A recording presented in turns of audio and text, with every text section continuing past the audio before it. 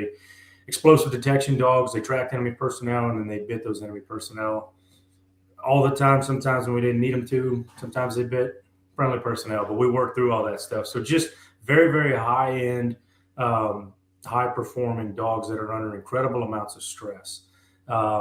It was during that time that, and we'll talk a lot about this today, we saw that there was a big need to rectify the nutritional deficiencies that the dogs were being exposed to and experiencing. So at that point in time, we'll get more into it, but that's where I found Kinetic Performance Dog Food. It completely changed the program for us, completely changed what we were capable of being able to accomplish with the dogs. And to be honest with you, man, it's one of the biggest reasons that I'm sitting here talking to you today. The places we went, the things we did were not conducive.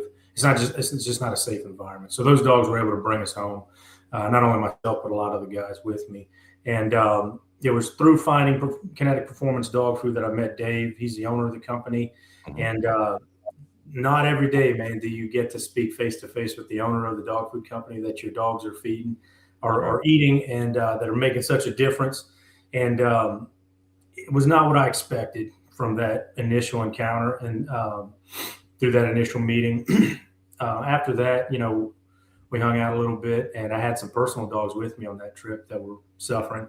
And I asked them, can this stuff help my dogs? My personal dogs. These are hunting dogs. I've been in hunting dogs my whole life, much longer than I've been in the Army.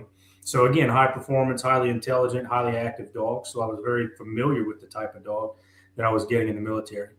And he said, sure, man, I can definitely help those dogs. Because although this is a performance dog food, that really just means it's a healthy dog food that every dog can benefit from. You just got to feed it properly. And so what happened is they started looking at it, and we would sit in these meetings as leadership, and they would come in, and it was usually the CFOs or the finance team would come in and say, hey, you guys had a really good third quarter, but you missed your numbers by 13 cents a pound.